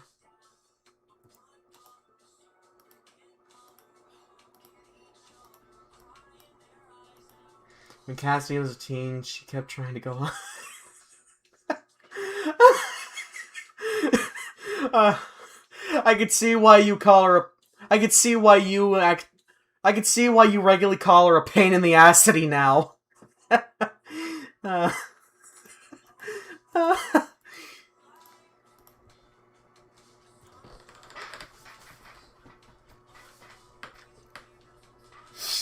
Not sure if you guys saw me on Spotify lately. I don't really have a Spotify account. What's even freakier is that when we eventually got her neutered, it turned out she was already 1 week pregnant. Are you kidding me? Oh my god! I'm just glad you got it under control when you did. No, it's alright.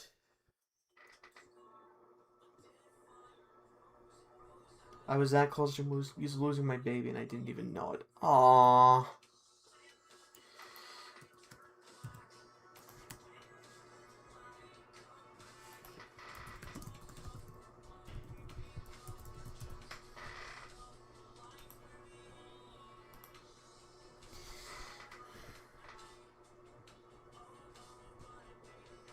You deserve it, Venice. You deserve it from me.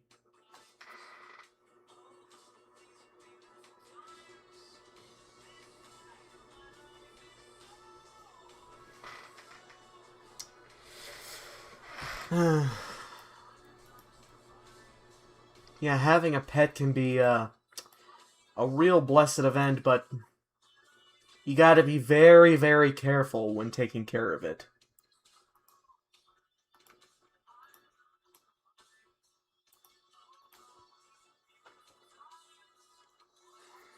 It's okay.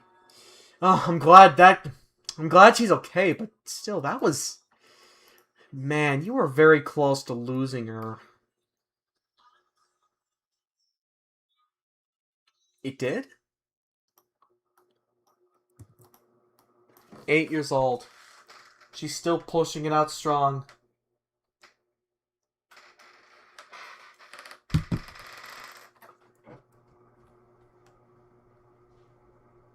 Did it? Did he?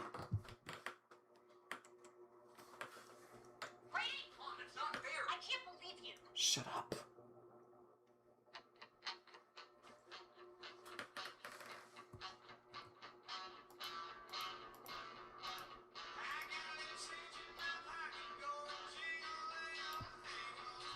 Okay. His main body's colored in.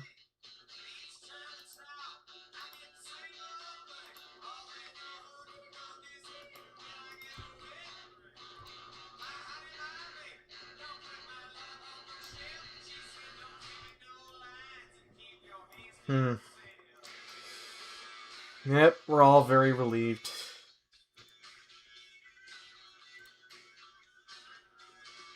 I was still fortunate enough to meet Maurice LaMarche when I did. No, because all the pets I had were male. Oh, wait, that's right, wait, honestly, I take it back. The first pet I had, Hannah, I mean, she did have some problems when she got into old age, but I don't think she've ever been, like, I don't think she ever, like, screwed another dog before. Or even ever.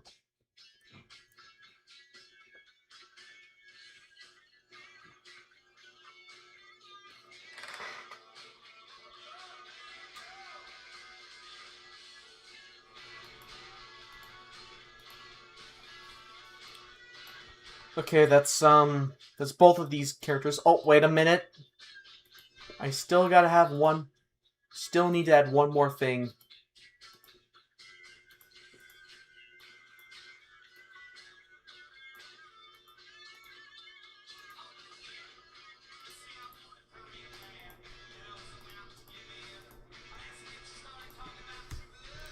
There. Now it's complete. And here's the full coloring process of both Rory and Manny right here. Oh, I'll let you guys take a good look at it for a minute.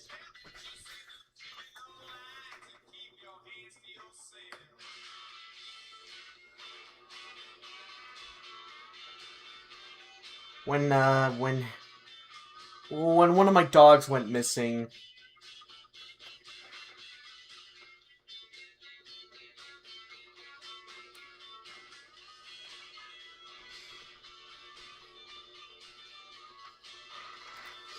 I'm glad you like it, Reg. Okay, now to get all this, now for the background. You're very welcome, Reg.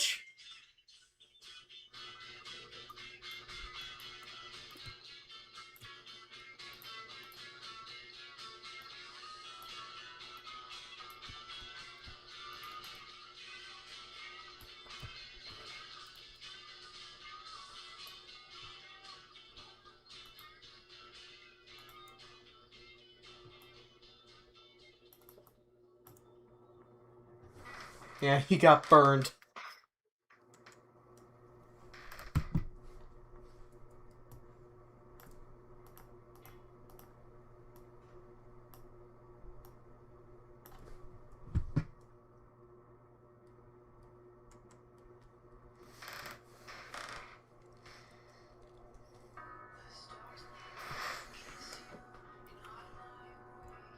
It's not that hard, I just drag the lasso select and bam.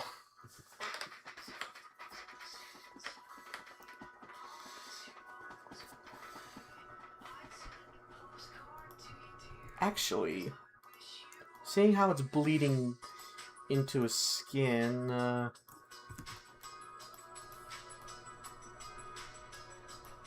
there we go.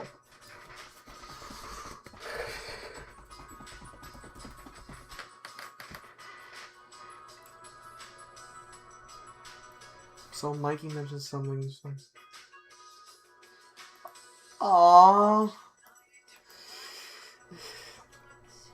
She's that adorable.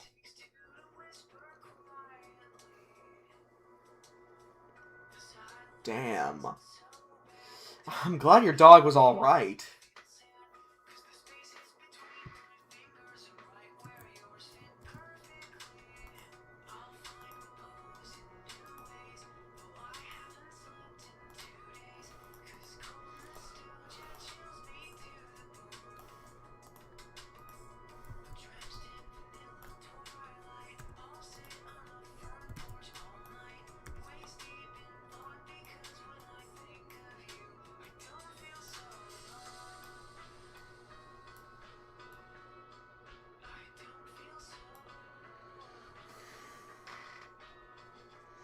No, they do not. I think there should be a sanctuary for every animal in the world. Yeah, even mice. I'm sure Venice knows what I'm talking about.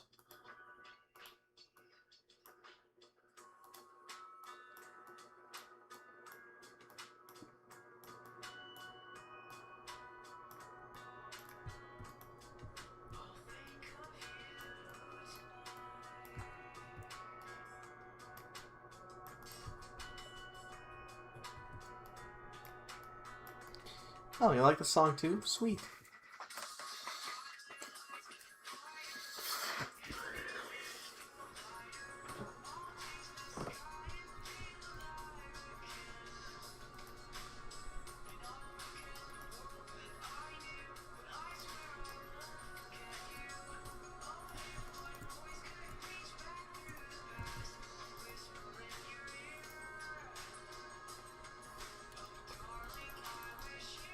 Yep.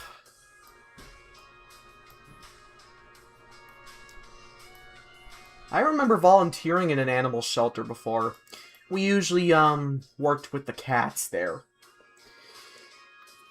I remember there were like a few rooms, but one of the names I remember very clearly was the Cloud Room because, well, everything was reaching up to the ceiling.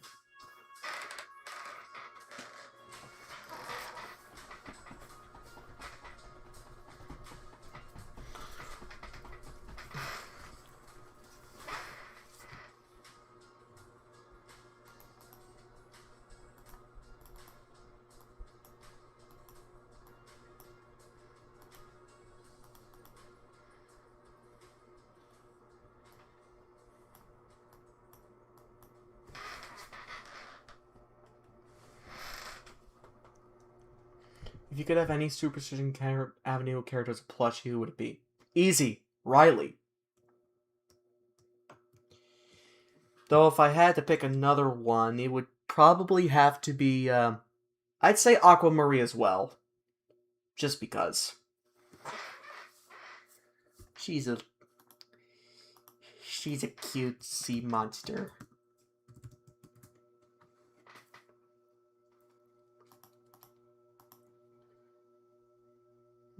I never really watched that movie, but I am familiar with the story of it.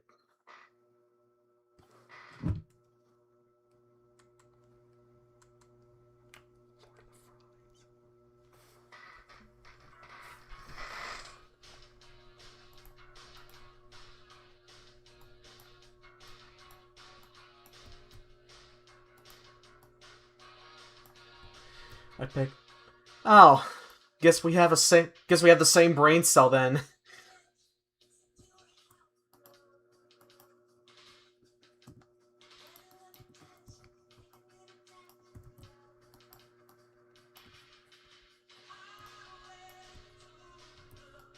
Let's see,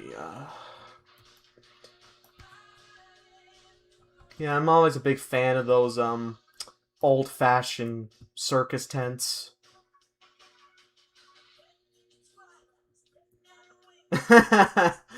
Yeah, that's true. Oh my god, you actually followed up on that!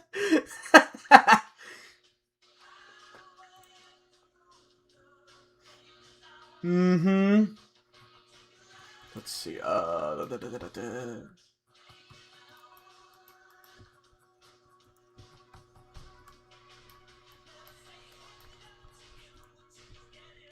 yeah, especially, yeah, I'm a big fan of those, like, old-timey circus, tents. You know, with all this in the wings and stuff like that.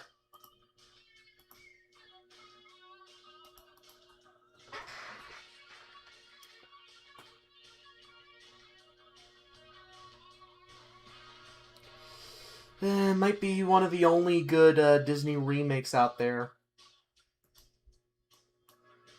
If not ever.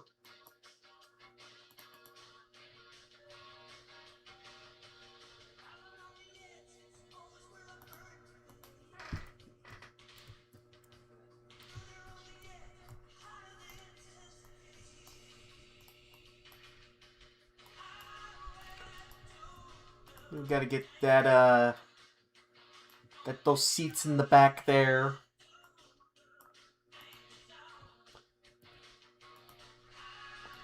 Got the, yeah, that's, yes, we got the little rows up here for the...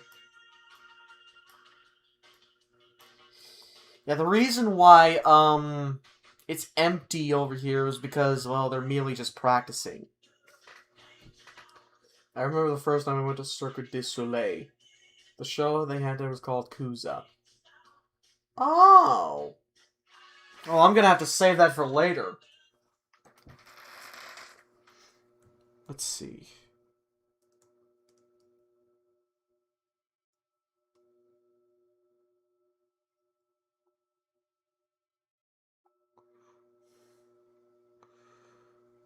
Oh, yeah. Yeah. I can see that.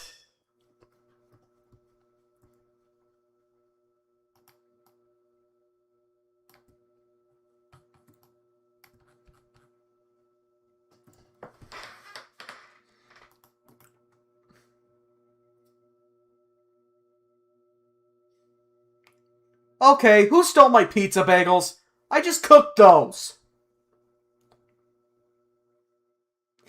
uh,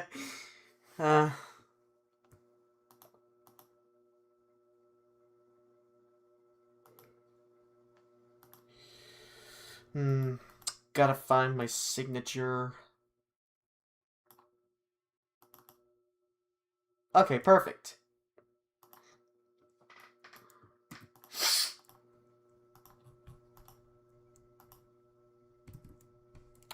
Gotta shrink this down a bit.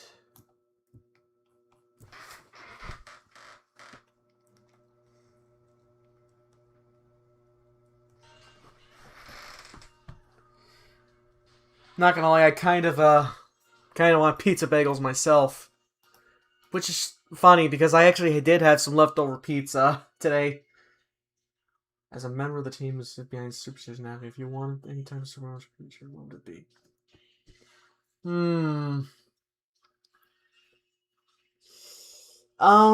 There's a... Let's see, there is a bit of, there are a bit of, you know, choices out there.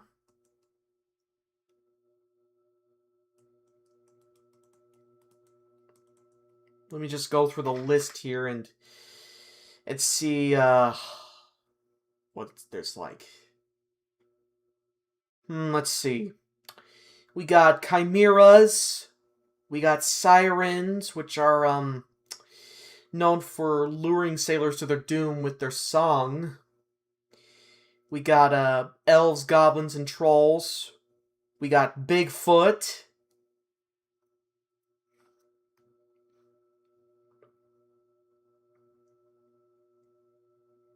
We got a banshee, demon, dwarf, elf, fairy, fairy godmother, a fae, which is a fairy or sprite, genie, a ghost. Well, of course, there's going to be a ghost.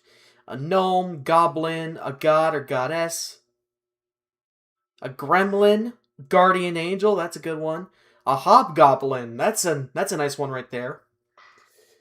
I still need to try Sicilian style pizza. Yeah. You ever heard of Screaming Sicilian? I'm not sure if it's the kind of pizza you're talking about, but I have had it before. It's actually really good. Oh, we got a Kelpie.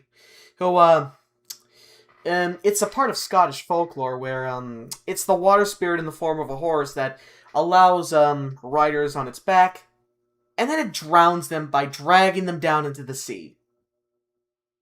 Of course, we also got leprechauns, monsters, ogres, phantoms, pixies, poltergeists, the Sandman. It's possible. It's all endless possibilities. Oh yeah, and the Headless Horseman too.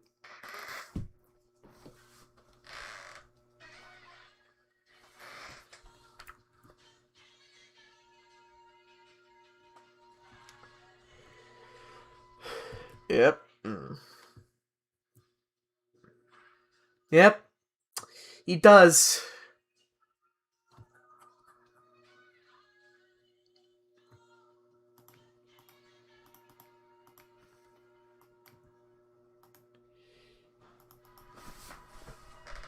Okay, that should wrap it up. That should wrap it up for this stream. So anyway, here's the finished product.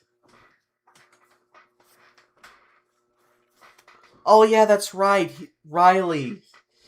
I almost forgot he was a weredoll.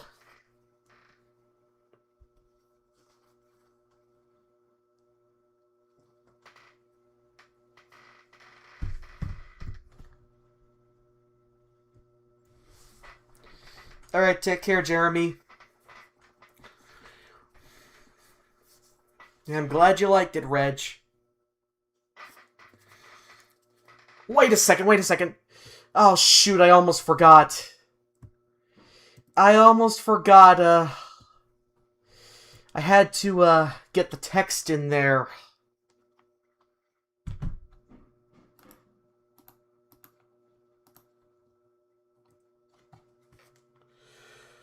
Let me just get this up here. Yeah, thank you, Matthew. But it's not done yet. I still have one thing left to do before I wrap it up. It's a last-minute thing. I honestly forgot about it.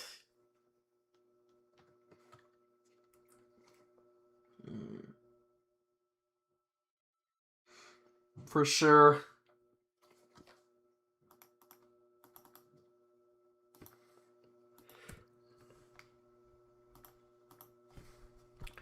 Gotta get this up to its size. Thank you, Brandon.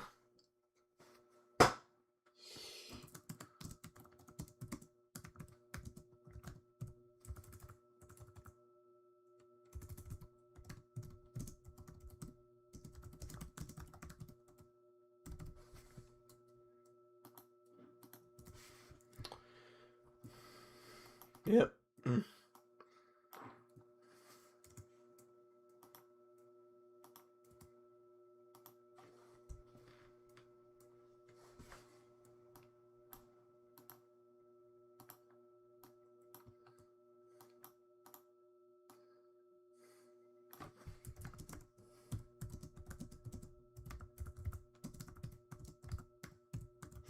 Especially since he's never... because he's never changed until then. Oh, I await that ungodly transformation.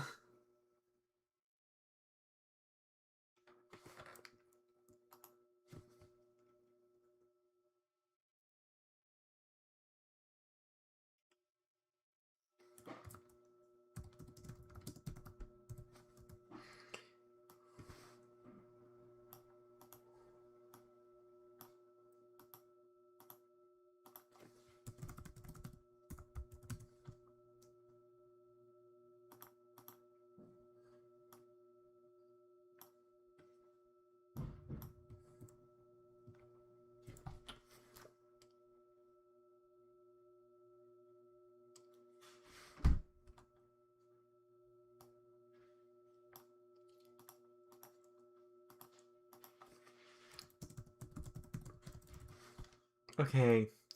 Got the text in here now. I'm talking screaming, crying, literal. Oh my god. Oh, jeez. That's gonna be one hell of an episode, then.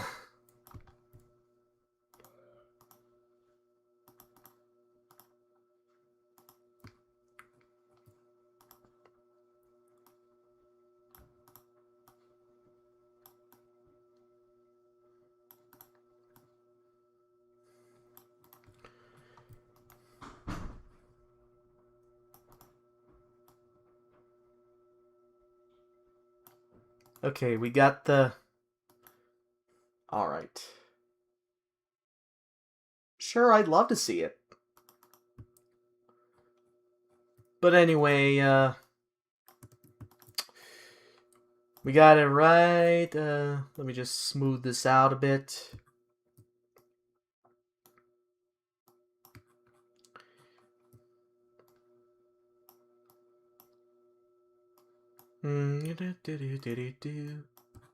Okay, here we go. Now it's complete.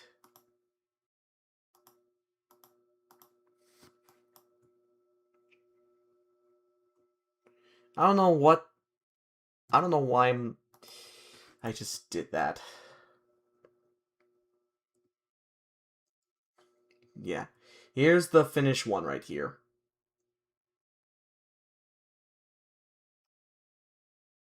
Maybe try and, maybe you could try to, like, make some teasers for the show? Or some promotional artwork? Okay, see you then. Never look a circus lion in the mouth. Or was it a Or was it a... Never look a circus lion in the mouth. Or was it a gift horse? I'm too busy burning to remember.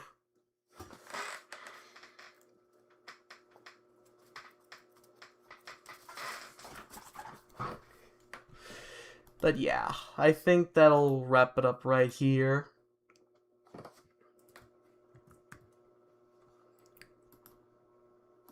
Trade 16. Alright. That'll be it.